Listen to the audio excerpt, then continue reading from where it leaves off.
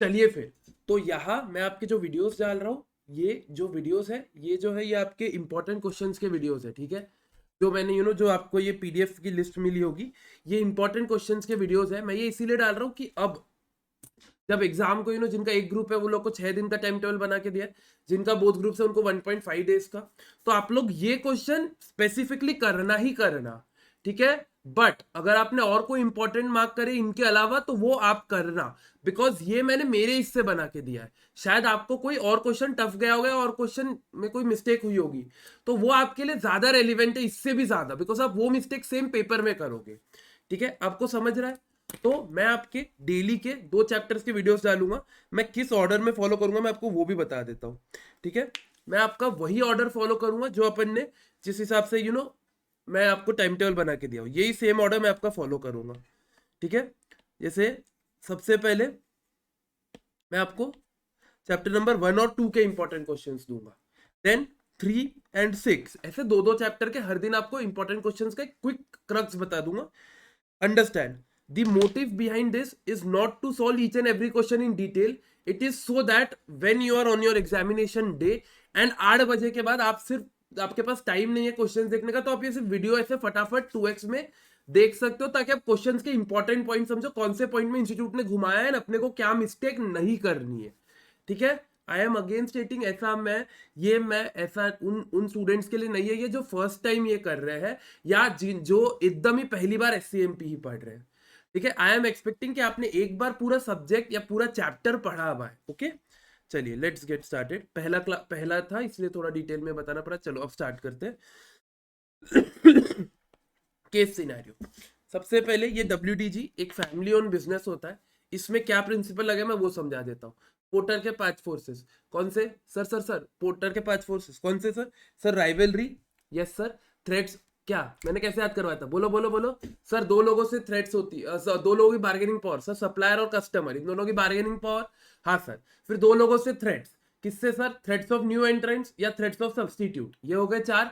और last rivalry among current players, वही point इसमें लग रहे हैं। अब कैसे लग रहे ध्यान दो, अंडरस्टैंड दी वर्ड्स, ठीक है।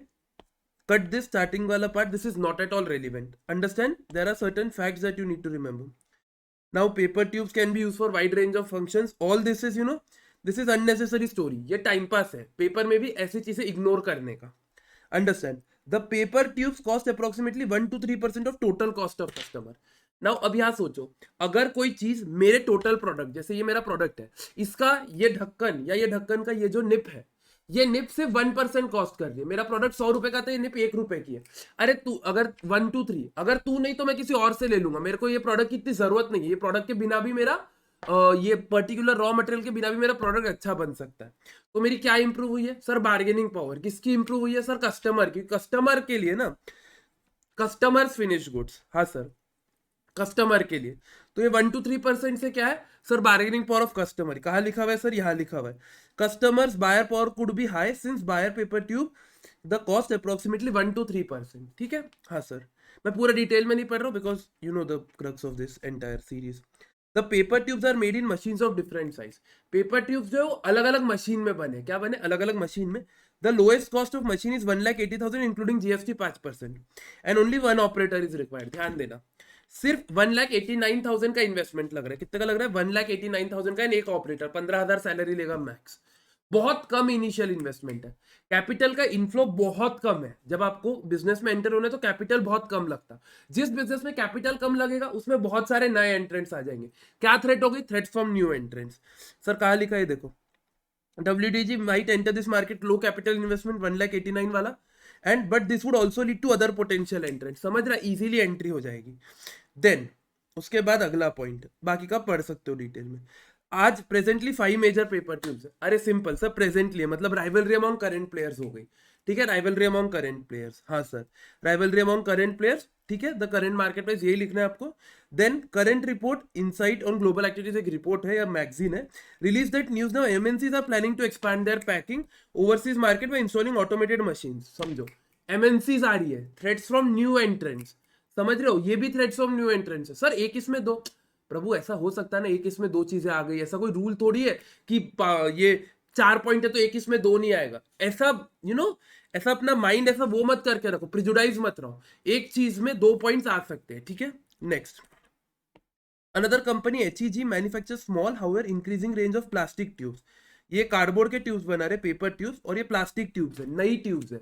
ये अपने प्रोडक्ट के जगह यूज कर सकते हैं, मतलब सर ये सब्सटीट्यूट हो गया, क्या हो गया, ये सब्सटीट्यूट हो गया, ठीक है। करेंटली ये ट्यूब 15% कॉस्टली है पेपर से, तो अभी लोग ले नहीं रहे, लेकिन शायद फ्यूचर में कोई टेक्नोलॉजी आ जाए जिससे कॉस्ट कम हो जाए, शायद गवर्नमेंट कोई टैक्स रेट कम कर दे। तो ये सारे पॉइंट्स अपने को ध्यान में रखने हैं।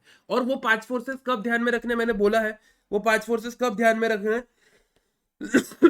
माइकल पोर्टर के, सर जब नया मार्केट एंटर करना हो, परफॉर्मेंस इंप्रूवमेंट स्ट्रेटेजी, मैंने क्लियरली रिवीजन वीडियो में समझाया था, समझा ये चीज।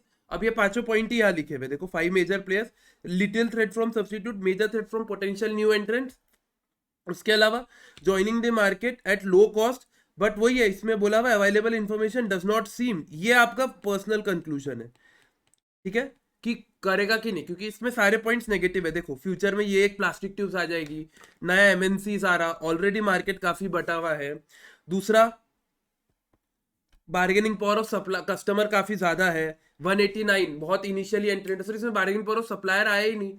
बेटा हमेशा जरूरी नहीं है ना 5 फोर्सेस आए, ठीक है, 5 में से कुछ भी फोर्सेस आए तो भी चलता, 3 या 4 फोर्सेस में तो भी आपको उस पर एनालिसिस करना है। तो इसमें इंपॉर्टेंट केस स्टडी WDG की ये कवर हो गई। मैं इसको यहाँ से आपके मार्क कर देता हूँ, 1.13 वाला हो चुका, ठीक है, एक सेकेंड। हाँ, देन TYO के क्वेश्चन नंबर 1 और 2, test your knowledge question number 1 और 2, आइए वो क्वेश्चन। क्वेश्चन 1 में क्या है मैं समझा देता हूँ। एक वायरलेस के 2 मोबाइल होते हैं, मोबाइल A और दूसरा मोबाइल Z, ठीक है। मोबाइल Z आपका आईफोन पकड़ लो, और मोबाइल A आपका वो फीचर फोन पकड़ लो, ठीक है। Z और फीचर फोन, फीचर फोन में क्या सर, सिंपल कॉल लगते हैं, वो पुराना डब्बे वाला फोन नोकिया का, और मोबाइल Z क्या है सर, आईफोन लेवल का फोन है। अब इनके पास 2 चॉइसेस है, ये लोग किस बेसिस पे मार्केट में एंटर करेंगे, मैंने बोला है 2 तरीके से आप प्रोडक्ट को इनिशियली लॉन्च कर सकते हो, sir product differentiation and low cost strategy. Yes sir, product differentiation low cost strategy. Low cost strategy में क्या होता है, ध्यान देना, आप प्रोडक्ट डिफरेंशिएशन PD या लो कॉस्ट स्ट्रेटजी लगा सकते हो। सर प्रोडक्ट डिफरेंशिएशन में अपन प्रीमियम प्राइसिंग देते हैं, हाँ सर। कब यूज करने का सर, इनइलास्टिक मार्केट हो तो। यस, स्किमिंग याद है, स्किमिंग चैप्टर 6, अरे मैं इसलिए बोल रहा हूँ चैप्टर लिंक्ड है। अब आप उसके भी पॉइंट्स इसमें लिख सकते हो। अरे सर ये तो चैप्टर नंबर 1 है, बेटा एग्जाम में जब क्वेश्चन आता है तो एग्जामिनर ये बोलता है कि नहीं नहीं ये चैप्टर नंबर 1 से सॉल्व कर, आपको पॉइंट्स लिंक करते आने चाहिए। अब समझो, इसमें आप वो भी लिख सकते हो स्कीमिंग, स्कीमिंग कब करना, हाई R&D इन्वेस्टमेंट हो, इनिशियली प्रीमियम प्राइसिंग पे करेगा, हाई इनिशियल कैपिटल आउटले हो, skimming the mill, top creamy layer skim करना, अच्छे से पढ़ा हुआ है रिवीजन वीडियोस में, ध्यान दिए। चलो नेक्स्ट, ये हो गया प्रोडक्ट डिफरेंशिएशन। दूसरा low cost strategy, low cost strategy में आप देखो, आपके पास ऑलरेडी मोबाइल Z का R&D है, तो आप वही सेम चीज डिजाइन में मोबाइल A में कॉपी कर लो, डिजाइन का खर्चा आपका बच जाएगा क्योंकि आप ही का डिवीजन है। दूसरा, मोबाइल A को आप लो कॉस्ट एडवांटेज में डालो, सस्ते से सस्ते बेचो, क्योंकि इसका मेन मोटिव मार्केट कैटर करना है। यस सर, इसके लिए आप प्रीडेटरी प्राइसिंग यूज कर सकते हो। बस यही चीजें इसने लिखी हुई है। रिस्क इन्वॉल्व दोनों स्ट्रेटेजी में, कि अगर आप लो कॉस्ट एडवांटेज करो, और प्रॉब्लम ये लो कॉस्ट एडवांटेज में कि काफी कंपनीज उसमें एंटर होती है, उसमें प्रॉफिट मार्जिन बहुत कम होता है, क्योंकि आप एकदम कॉस्ट टू कॉस्ट ही नियरली सेल करते हो। दूसरा, कि रिस्क इन्वॉल्व। अब रिस्क इन्वॉल्व समझो, रिस्क इन्वॉल्व सबसे बड़ी ये रहती है प्रोडक्ट डिफरेंशिएशन में, कि क्या वो मार्केट में खरीदेंगे क्या लोग प्रीमियम प्राइसिंग पे, सबसे बड़ा रिस्क है ये, ठीक है। प्रीमियम प्राइसिंग में लोग प्रोडक्ट खरीदेंगे क्या, यही चीज इसमें समझाई हुई है। दूसरा, एडवर्स वायरलेस सस्टेन मोबाइल है। देखो मोबाइल के लिए मैंने आपको बता दिया कि Z की टेक्नोलॉजी कॉपी कर लो, आपके पास ऑलरेडी एक एक्सपीरियंस स्टाफ है वो कॉपी कर लो। दूसरा, एक काम करो कॉम्बो में बेच दो, और 2-3 पॉइंट्स, ठीक है। So this is your question number 1। Question 2 में क्या होता है मैं आपको समझा रहा हूँ। क्वेश्चन 2 में सबसे पहले आप ये वर्किंग समझो, बाकी चीजें तो अपन ध्यान देते हैं। इसमें क्या बोला भाई, ये वाला पैराग्राफ पढ़ना।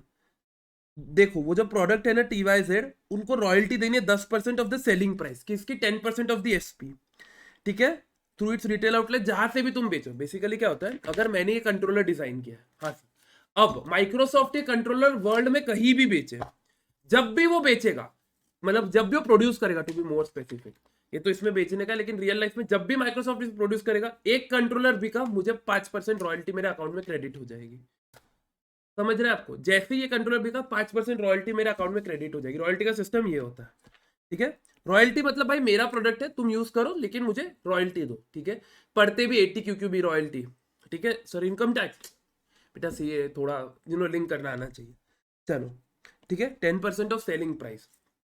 तो प्रोडक्ट TYZ आप 10% ऑफ सेलिंग प्राइस बेचोगे, उसका रॉयल्टी दोगे, ठीक है। उसके अलावा सेलिंग प्राइस कितने की है सर? सेलिंग प्राइस 1750 की है, एंड TYZ उसको मार्जिन चाहिए 26% ऑफ द सेलिंग प्राइस। कितना चाहिए मार्जिन? 26%। तो लॉजिकली ये रादर देन ये चैप्टर से, ये आपके टारगेट कॉस्टिंग या फोर्थ चैप्टर से लिंक है, लेकिन मैं बता देता हूँ क्या करते हैं। 1750 है, हाँ सर। सर उसमें 26% ऑफ सेलिंग प्राइस तो मेरे को मार्जिन चाहिए और 10% मेरे को रॉयल्टी बेचना है, मतलब 1750 का 36% अमाउंट है, दोनों सेलिंग प्राइस पे। इधर ध्यान देना, इधर वर्ड्स पे ध्यान देना, दोनों सेलिंग प्राइस पे। इंस्टीट्यूट घुमाने के लिए क्या कर सकता है सर? 10% ऑफ द कॉस्ट आपको रॉयल्टी देना है और 26% सेलिंग प्राइस का आपको मार्जिन रखना है, तब आपको प्रॉब्लम होगी। ये वर्ड्स पे ध्यान देना, तो दोनों जगह सेलिंग प्राइस है, हाँ सर। तो सीधा सीधा जब दोनों सेलिंग प्राइस है तो मैं सीधा सीधा 1750 का 36% माइनस कर देता हूँ, तो कॉस्ट मेरे को 1120 चाहिए।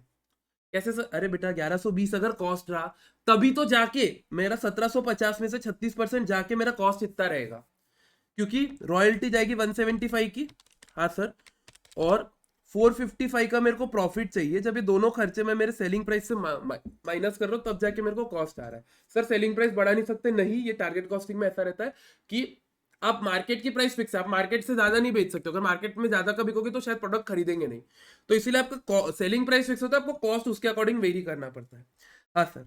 अब ये आपका मार्केट, ये आपका वो कॉस्ट है जो आप चाहते हो, ठीक है, एक्सपेक्टेड कॉस्ट या जो आपकी कॉस्ट की इच्छा। अब एक्चुअल कॉस्ट कितना लग रहा है, ये देखो, मटेरियल सी का खर्चा पूरा लगेगा, हाँ सर, 150.5, हाँ सर। मटेरियल डी का भी खर्चा पूरा लगेगा, हाँ सर, ठीक है। अब ये ध्यान देना, अदर मटेरियल, यही एक वर्किंग है जो ये क्वेश्चन का ट्रिकी पार्ट है। क्या बोला भाई?